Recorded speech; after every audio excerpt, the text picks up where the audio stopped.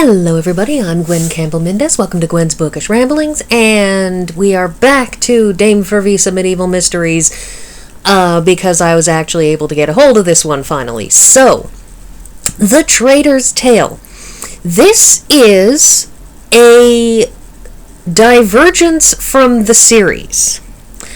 You see, normally, these are murder mysteries. Somebody dies, Frevisse shows up or is already there, and then has to ask questions until she figures out who did the killing. In this case, this is not a murder mystery. This is kind of a political thriller. Basically, in the course of events,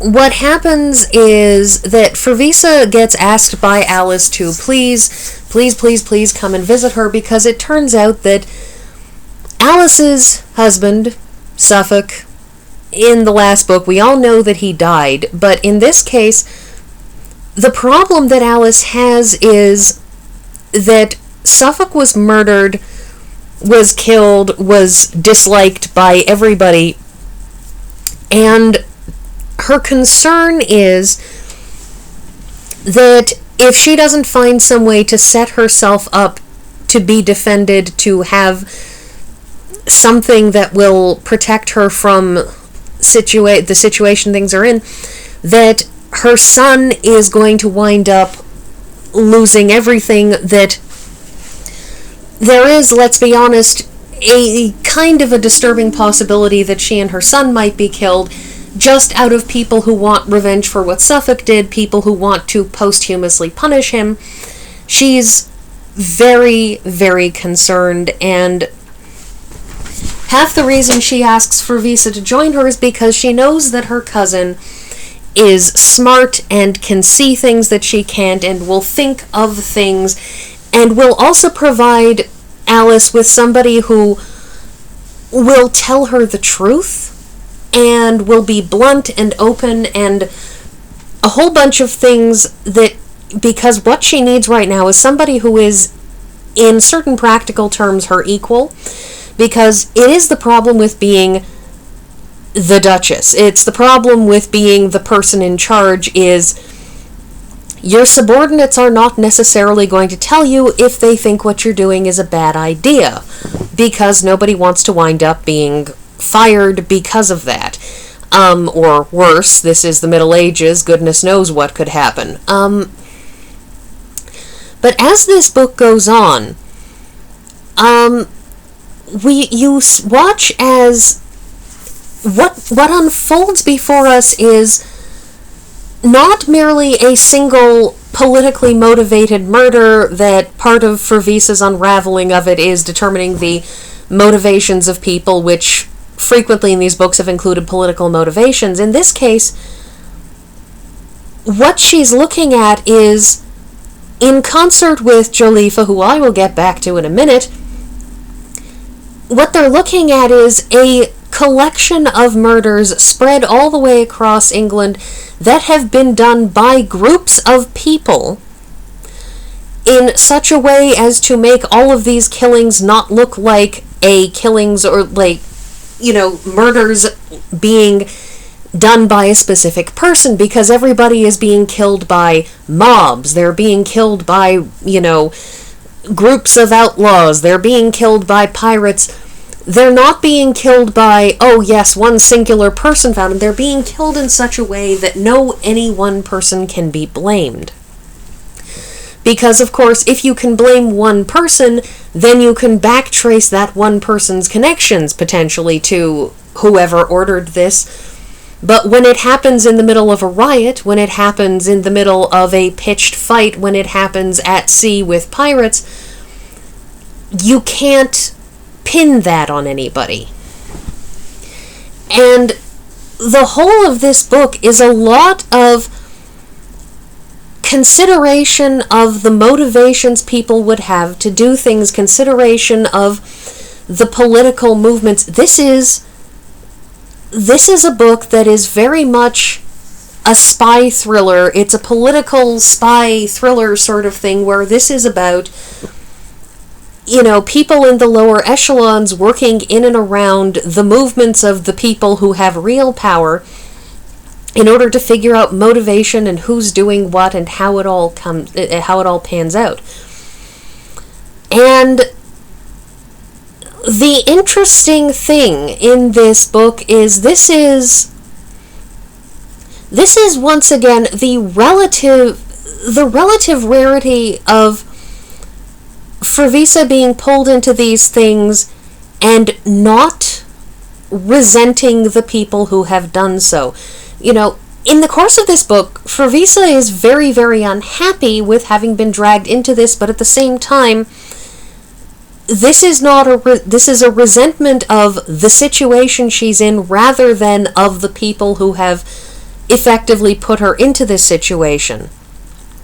She doesn't resent Joliffe for wanting her to do these things because she understands why he wants to do them, and he's not doing it out of, some determination to get political gain. He's not doing it because of frivolities. He's doing it because he genuinely believes in the cause that he is in support of. Likewise, when Alice, at first she's a little bit leery of what Alice wants, but when she comes to understand exactly how frightened Alice is, exactly how concerned Alice is, all of these things, again, Frevisse resents that she is not at the nunnery, that she is not doing the work of being a nun, which is going through your day and praying and all of these kinds of things that make up what being a Benedictine nun is.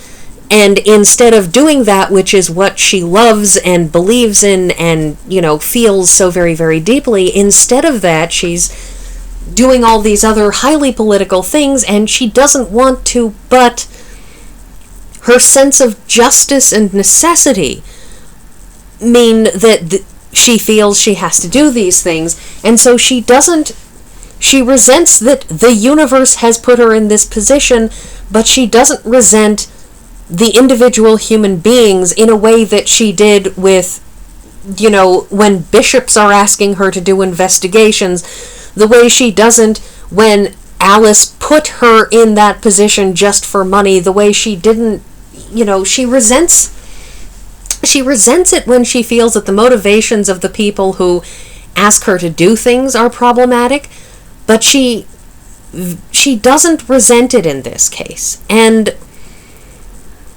the thing is that Frevisse is just very, very, very incisive. I said I would get back to Joliffe, which I have to, because this is the first time in this series, and I know Margaret Frazer wrote a series from his perspective, and I have not read that. I keep meaning to, and I may at some point do it for this channel when I finally get around to it, assuming that I enjoy those books as much as I did these. But this is the first time in this series that we get Joliffe's perspective, and this is kind of very, very important because this book is a bit of a revelation, at least in terms of Frevisse's part, about Joliffe, because the thing about Joliffe is he's always been an enigma. He's always been somebody who was very, very clever, was very, very clear-sighted, was very just generally smart, but he is a player, he is an actor, and he acts constantly. He is constantly putting on, a show for people and pretending to be this one or that one and using different names.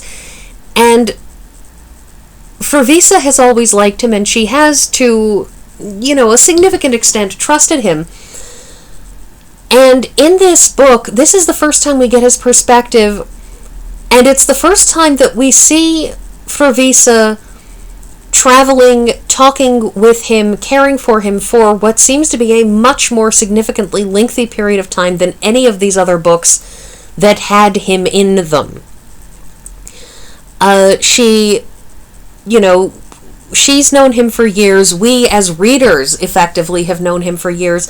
But for the first time, we get to see his perspective. We get his thoughts, his internal discussions, And we get the view of somebody who is very, very, very smart on Frevisse. Because we do not often get the perspective of other people on Frevisse that are really, really, really smart. And Joliffe is somebody who is as smart as she is, and it's interesting getting to see her from the outside by somebody who understands how much she sees and how clearly she sees, because one of the things that he thinks about her a lot is, first of all, that, he always appreciates that she has always been, if not on his side, never working against him, but also how uncomfortable it is to be looked at by somebody who is smart enough to see through you. That he's used to being the smartest person in the room, and when she's there, he's not.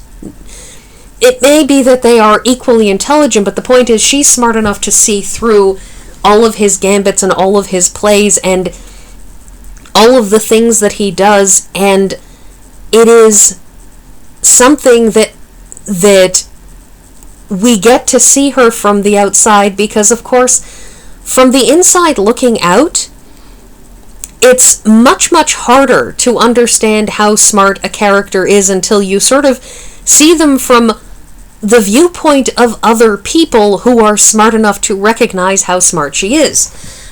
Because a lot of the people who are talking to Frevisse, who have impressions of her, she makes them vaguely uncomfortable.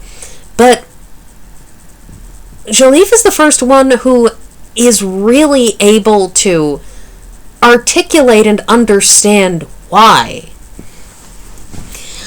So this is a really, really interesting book, and as I said, it's also interesting in that it's not that this significantly departs from the characters or anything like that, but this is not a murder mystery. It's a spy thriller, it's a political thriller, it's two spies who wind up with a nun coming along for the ride because she's the only one who is sort of good at putting these pieces together, because she finds these extra bits of information because of who she is and where she's able to go by comparison with other people that allows them to clarify things. It's a really, really interesting book and something of a departure from the series. But also, reading this book, it's very nostalgic in places, in that we met Joliffe in the second book in this series, and he was such a different person then. And Frevisse, looks at him at one point and remembers that when she first met Joliffe, he was a young man, but that he is now older than she was when they first met. That it's been so long that however old she was when they first met, in her 30s and her 40s, he's older than that. And it's been just a very, very long time. We have the reappearance of Sister Thomasine, who, again, in that first book was kind of desperate and, even as Frevisse notes, somewhat hysterical in her devotion to becoming a nun, and that has strengthened and stabilized over time because she's been able to be in that life and sort of devote herself in that way to it, and probably doesn't irritate Frevisse anymore the way she used to. So this is just a really, really interesting and reflective book. It's just such an interesting take on how things have developed and how far things have come. And of course the afterword about the research and what was fact and so on and so forth is, of course, as always in these books, interesting. So that's all I'm going to say, because that's all I've got to say, and I will see everybody who comes to listen to this next week.